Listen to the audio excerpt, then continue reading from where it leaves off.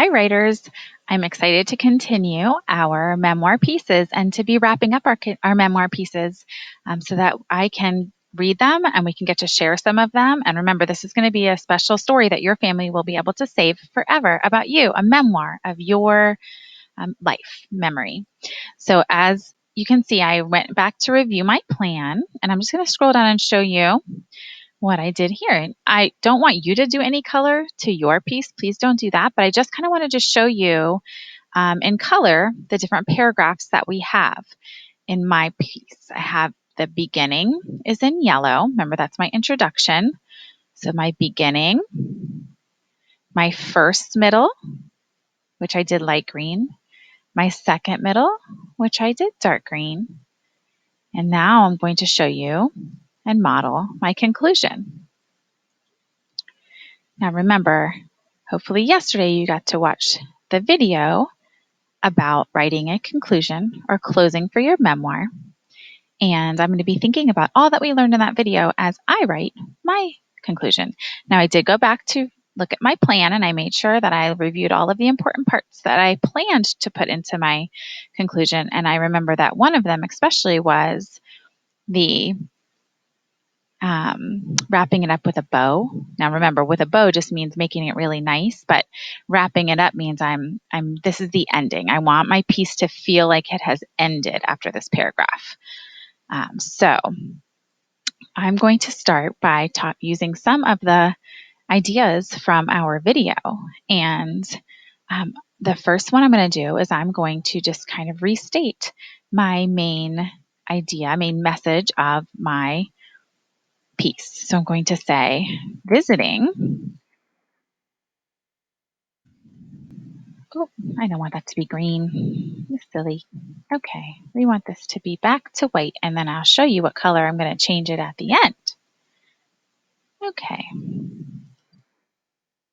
Visiting the national, and remember with national, I'm putting national, our nation has that capital N of the West, visiting the national parks of the West. And I did a capital again for West because that's the proper name of the place in our country. So, and the visiting the national parks of the West. So I'm talking about the place.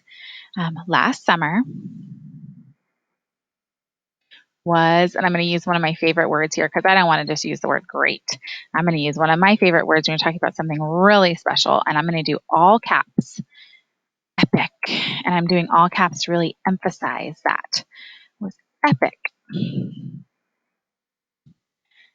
Now I'm going to talk about a little bit of a feeling I've been having as I've been thinking about this memory.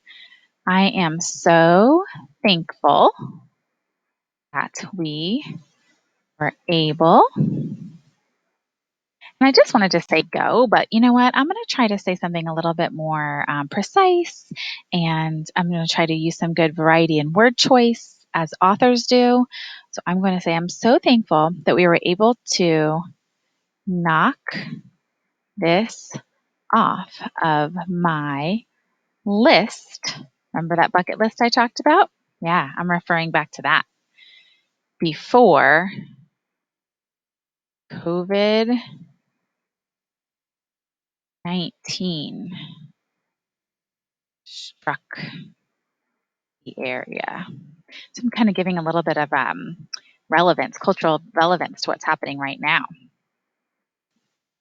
And now I'm going to talk about those views that we had, and I'm going to use a little bit of alliteration here. Remember, alliteration is when two or more of the words that are grouped together start with that same first letter. So I want to talk about those views because that really is what's sticking in my mind. So I'm going to say watch this alliteration, vivid views. And I just could say are in my mind forever, will be in my mind forever, but I kind of want to make that even, again, stronger. So I'm going to say the vivid views will be etched in my memory forever. Now, by saying etched in my memory, I'm also reminding my readers that this is a memoir piece. So I did that on purpose. You might want to talk about something about reminding your reader that this is a great memory of yours. All righty.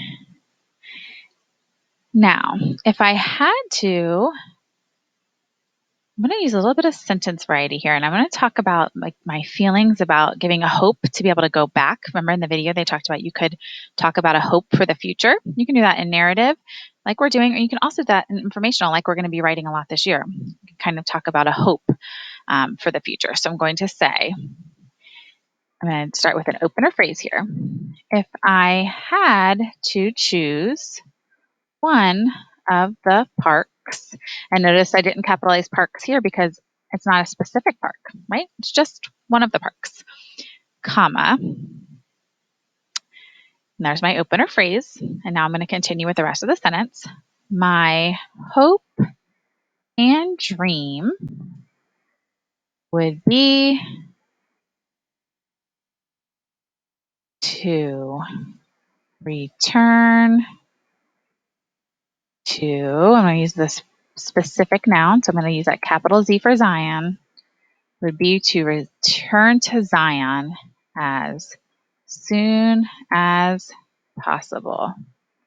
I kind of left off that hope. And here, you know what? I'm going to end with a very short sentence, giving a little voice here. And I'm going to say, fingers crossed. Exclamation point. Doesn't that leave you thinking like I really have my fingers crossed, hoping that I get to go back to Zion? So now I have wrapped up the story and I've concluded it for you, the readers, and for anybody who might read this. Now, remember that I said this is the conclusion. This is the ending. It's taken what I introduced in the beginning, and then it's kind of bringing it back to the place at the end, but also giving more of that ending of the story. And the reason why this one is going to be highlighted blue is because what you'll see in the pieces, especially that we're going to be doing throughout the whole year with our BMME, is that the introduction kind of tells what it's all about. The ending, the conclusion, reminds the reader of what it was all about. That's the yellow and blue. And when you put yellow and blue together, you get green. And these middle paragraphs are really just elaborating on what I had introduced, right? And so they're kind of a combination in between that yellow and blue. Then we have the green there. So that's just kind of why I color coded them to make them visual. All right, readers, I can't wait to read your conclusions. So now it's your time to practice. So go back to your plan and review your plan. And remember, try to use some of those specific nouns as we've been talking about, those specific verbs. Like I used the word etched. And I used, that strong word etched. I used knock it off my list. I used the word struck. So those are some vivid verbs. All right. I can't wait to read your pieces. Best luck writing. Remember, you're all strong authors. Great job.